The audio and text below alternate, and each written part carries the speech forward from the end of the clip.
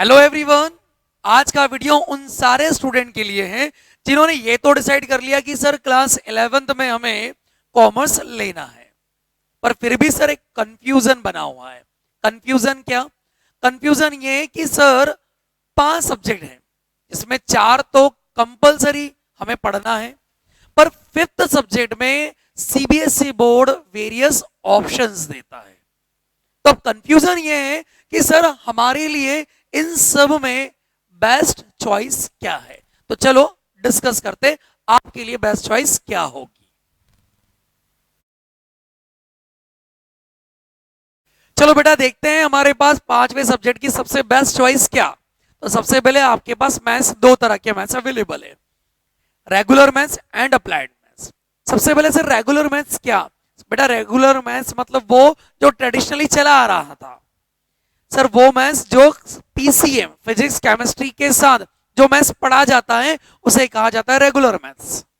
तो सर क्या commerce student को लेना चाहिए? तो बेटा पहली बात तो समझ लो, ये हर कॉमर्स स्टूडेंट के लिए अवेलेबल नहीं हो सकता है। क्यों सर ऐसा? क्योंकि क्लास 10th में अगर आपने बेसिक मैथ्स लिया है तो रेगुलर मैथ्स का ऑप्शन आपके लिए बंद, और अगर आपने स्टैंडर्ड मैथ्स लिया था तो यस क्लास 11 कॉमर्स में आपके पास चॉइस अवेलेबल होगी। Point clear? Okay. Sir regular maths पढ़ना चाहिए क्या कॉमर्स वाले स्टूडेंट को? तो बेटा पहले मैं आपको इसका एडवांटेज और डिसएडवांटेज बताता हूं।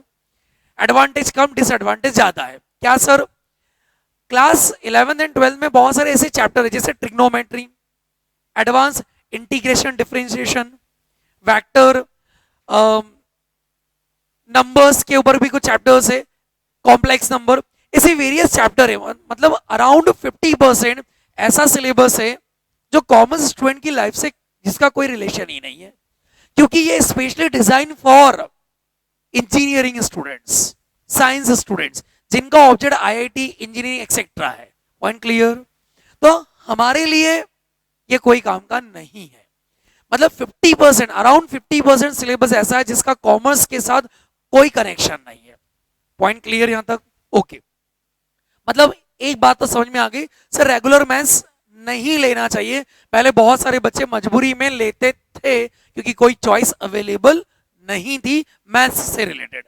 अब आपके पास एक बेस्ट चॉइस है अप्लाइड मैथ्स। सर ये क्या है?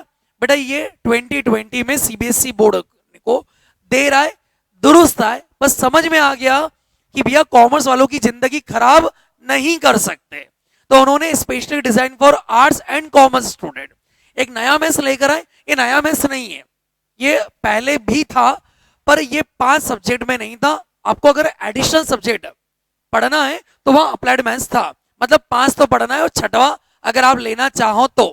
Point clear? Applied mathematics specially for, मैं जैसा मैंने बोला, कॉमर्स एंड आर्ट्स स्टूडेंट्स। बहुत सारा मतलब अराउंड 30 और 40% सिलेबस रेगुलर मैथ्स का। मैंने जैसे आपको पहले ही बोला 50% सिलेबस तो ऑलमोस्ट ऐसा है जिसका इस मैथ्स का जो कॉमर्स वाले स्टूडेंट के लिए कोई काम का नहीं है। मतलब 50% काम का है, तो हाँ वो 40-50% सिलेबस तो रेगुलर मैथ्स का, और रिमेनिंग 50-60% सिलेबस वो जो कॉमर्स स्टूडेंट के लिए इंपॉर्टेंट है। सर इंपॉर्टेंस कैसे आप बोल रहे हो इंपॉर्टेंट है? तो चलो बात करते हैं। कॉमर्स लिया है तो बेस्ट चॉइसेस क्या? सीए, सीएस, सीए में आपको पता है, मैं ये मान रहा हूं, बस मैं अप्लाइड मैथ्स का इंपॉर्टेंस बताना चाहता हूं। Chartered accountant, company secretary, cost management accountant. Clear? अगर आपको इस पर्टिकुलर स्ट्रीम में आना है तो, और अगर आपका चॉइस मैनेजमेंट से रिलेटेड अगर कुछ है कि नहीं, आप चाहते हो बीबीए एमबीए करना, तो इंटीग्रेटेड प्रोग्राम होता है आईएम कॉलेजेस का। अराउंड 20 कॉलेजेस है, अराउंड 5100 सीट्स है ऑल ओवर इंडिया में। कितनी? सिर्फ 5100। ठीक, जिसके लिए आपको आईपीएम की एग्जाम देनी होती है, क्लैट। अगर आपको नेशनल लॉ यूनिवर्सिटी से लॉ करना है, नेशनल लॉ यूनिवर्सिटी से, एनएलयू से अगर आपको लॉ करना है इंडिया के बेस्ट कॉलेजेस से, तो फिर आपको क्लैट की एग्जाम देनी होती है, जिसमें अराउंड 2200 सीट्स अवेलेबल है अराउंड। ठीक, अगर आपको तीनों नहीं करना है, किसी पर्टिकुलर स्टेट का कोई बेस्ट कॉलेज में एडमिशन चाहिए, तो आपको देनी होती है सीईटी, कॉमन एंट्रेंस टेस्ट, ठीक। और अगर आपको इन सब में इंटरेस्ट ही नहीं है, सर हमें तो रेलवे, बैंकिंग एक्सेट्रा इस तरह की कोई एग्जाम फाइट करनी है, मतलब वो अदर एग्जाम्स, इन सारी एग्जाम का मैं ऑन एन एवरेज बता रहा हूं, ध्यान से सुनना, इन सारी एग्जाम का ऑन एन एवरेज 90% वो सिलेबस है जो अप्लाइड मैथ्स है। होप्स आपको मेरा पॉइंट समझ में आ गया कि सर रेगुलर मैथ्स और अप्लाइड मैथ्स में बेटर क्या है, तो बेटर तो बड़ ऑब्वियस है, specially design for arts and commerce है, तो सर ये बेटर है। चाहे आपने क्लास 10th में बेसिक मैथ्स लिया हो, चाहे स्टैंडर्ड मैथ्स लिया हो, आपको अप्लाइड मैथ्स कॉमर्स के साथ पढ़ना चाहिए, क्योंकि बेस्ट चॉइस फॉर कॉमर्स ये है। Point clear? ओके। एक डाउट और आता है स्टूडेंट्स को कि सर हमारा क्लास 10th में बेसिक मैथ्स है, बेटा मैंने अभी क्लियर करा कि सर हमने बेसिक मैथ्स लिया था, क्योंकि जनरली ये चीज क्लास 10th में पढ़ते टाइम आपके माइंड में आती है कि अगर हमने बेसिक मैथ्स लिया है तो क्लास 11th में हम मैथ्स के लिए एलिजिबल नहीं रहेंगे। तो सर क्या एलिजिबिलिटी यहां पर रहेगी अगर हमने क्लास 10th में बेसिक मैथ्स पढ़ा है? हाँ बेटा, अवेलेबल है। क्लियर? Okay sir. चलिए, मतलब एक बात तो क्लियर है, रेगुलर और अप्लाइड मैथ्स में बेटर चॉइस कॉमर्स के साथ अप्लाइड मैथ्स। क्लियर? चलिए, अब रिमेनिंग सब्जेक्ट के साथ भी कंपेयर करते हैं। सर एक चॉइस और होती है हिंदी, हिंदी लेना चाहिए। हाँ, हिंदी लेना चाहिए अगर आपको हिंदी में कुछ आगे करना है, मतलब इन एग्जाम में नहीं, हिंदी साहित्य में अगर कुछ करना है तो यस आपको हिंदी लेना चाहिए। पर अगर आपको इन में से किसी के लिए फाइट करना है तो अभी यहां पर बेटर चॉइस इन दोनों में अप्लाइड मैथ्स है। क्लियर? मतलब ये तो आप डिसीजन ले लेना कि बेस्ट ये या ये। चलिए, इसके अलावा बहुत सारे स्टूडेंट ऐसे होते हैं जो बोलते हैं कि सर मुझे कंप्यूटर से रिलेटेड कुछ पढ़ना है। तो एक होता है इंफॉर्मेशन प्रैक्टिस, मेरा ये पर्सनल ओपिनियन है, इसलिए मैं वो शेयर कर रहा हूं, ना कि आईपी मतलब इंफॉर्मेशन प्रैक्टिसेस, कंप्यूटर से रिलेटेड बहुत सारा नॉलेज। मुझे लगता है कि अगर आपको कंप्यूटर से रिलेटेड नॉलेज चाहिए तो बेटर है आप 11th में साइंस स्ट्रीम में आकर प्रोग्रामिंग करिए, ना कि कॉमर्स में आईपी का इतना बड़ा रिलेवेंस है कि आपको यहां से कोई वर्दी एजुकेशन मिलेगा। बेटर रहेगा आप साइंस स्ट्रीम के साथ कंप्यूटर के साथ कनेक्ट होइए। मतलब अभी अगर अप्लाइड मैथ्स और आईपी की अगर मैं बात करूं तो ये भी गुड चॉइस नहीं है, it's my opinion. Clear? Okay.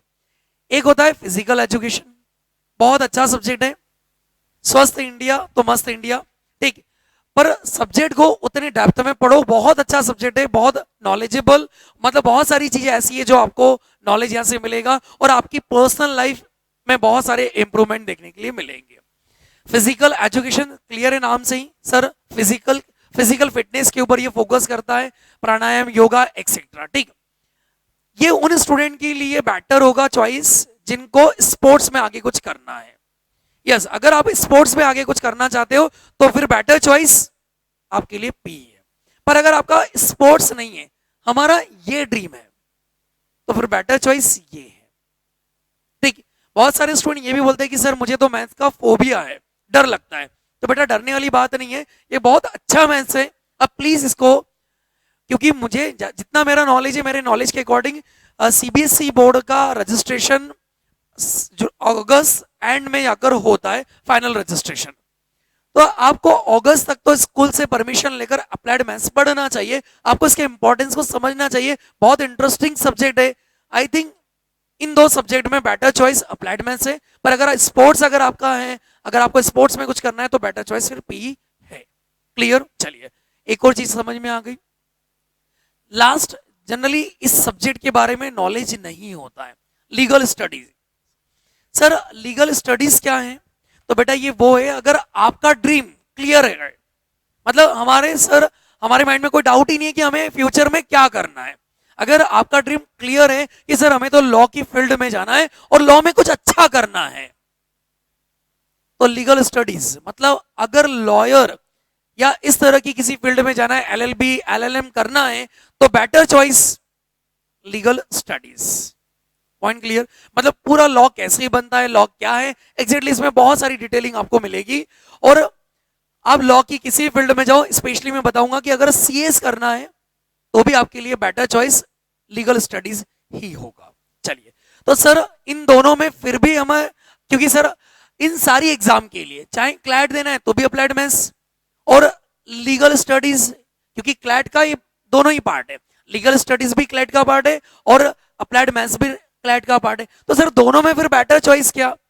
तो ये अगेन मेरा ओपिनियन, मैथ्स का टच छूटना नहीं चाहिए, मैथ्स का टच छूटना नहीं चाहिए, आपको अप्लाइड मैथ्स पढ़ना चाहिए, क्योंकि ये ऐसा सब्जेक्ट है जो आप इजीली इसको लर्न कर सकते हो, अब इजीली इसके इस सब्जेक्ट के साथ बने रह सकते हो। पर इस सब्जेक्ट को अगर आपने छोड़ दिया तो कहीं ना कहीं आपका मैथ्स का टच छूटेगा, तो आपके लिए यहाँ कुछ ना कुछ प्रॉब्लम आएगी। तो दोनों में फिर better choice again applied maths. पर फिर भी अगर आपको अप्लाइड मैथ्स नहीं पढ़ना है, आपको लगता है कि नहीं ये मेरे लिए टफ होगा, तो फिर आपके लिए लीगल स्टडीज, क्योंकि जरूरी नहीं है कि लॉ करने के लिए क्लैट ही दे। हाँ, अगर नेशनल लॉ यूनिवर्सिटी में एडमिशन चाहिए तो क्लैट बेटर कॉलेज चाहिए तो, पर अदरवाइज अगर आपके पास और भी बहुत सारे ऑप्शंस होते हैं लॉ करने के लिए, तो वहां इस चीज की फिर नीड नहीं है, वहां फिर आपको इसके साथ जाना चाहिए। तो होप सो आपको सारी चीज क्लियर हो गई कि हमारे पास फिफ्थ सब्जेक्ट की चॉइस क्या होना चाहिए। अगर आप मेरा ओपिनियन पूछोगे तो मैं ऑलवेज सजेस्ट करूंगा अप्लाइड मैथ्स। चलिए बेटा, ये तो था मेरा ओपिनियन। बच्चा फिर भी मुझसे पूछता है कि सर जब हमारे पास चॉइस अवेलेबल है तो हम क्यों ना ऐसे सब्जेक्ट को ऑप्ट करें जिससे हमारे लिए इजी हो क्लास 12 के परसेंटेज को इंक्रीज करना। हाँ बेटा, कोई प्रॉब्लम नहीं है, अगर आपका अल्टीमेट एम परसेंटेज इंक्रीज करना है तो यस, हम इस तरह से डिसीजन ले सकते हैं। पर अगर आपको लगता है कि कोई पर्टिकुलर सब्जेक्ट जो आपके फ्यूचर मेकिंग में आपकी हेल्प करेगा, तो बेटा फिर हमें ऐसे सब्जेक्ट को ऑप्ट करना है जो आपके फ्यूचर के लिए इंपॉर्टेंट होगा। बेटा बोलने का मतलब सिर्फ इतना है कि आपके लिए जो भी इंपॉर्टेंट रखता है उसके अकॉर्डिंग आप सब्जेक्ट ऑप्ट करना। आपके पास अपॉर्चुनिटी गिवन है, प्लीज अपॉर्चुनिटी वेस्ट मत करना।